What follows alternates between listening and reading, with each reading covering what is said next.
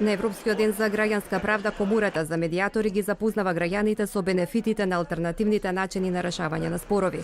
Решавањето на споровите преку медијација е поекономична, побрза, подоверлива и ја исклучува јавноста. Но за жал малку од граѓаните се информирани дека нивниот спор може да го решат вон судот, посочува председателот на Комората Славе Младеновски.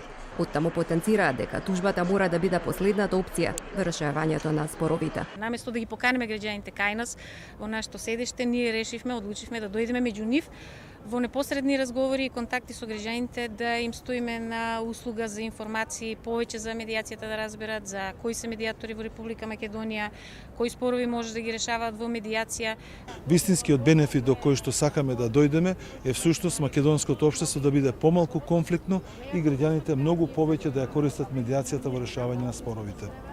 Медијацијата може да биде застапена во голема лепеза на спорови, од имотно-правно, семејно-правни, граѓански спорови и во делот на кривичната материја. Судовите се должни да напоменат дека спорот може да се реши во постапка за медијација. Првото рочиште, судиите ги прашуваат страните во спорот дали би сакале да го решат соодветниот спор во постапка за медијација, имајќи во предвид дека таа е поевтина. Во државата има 31 лиценциран медијатор. Листата на медијатори може да се најде во секој суд и на веб страната на Министерството за правда.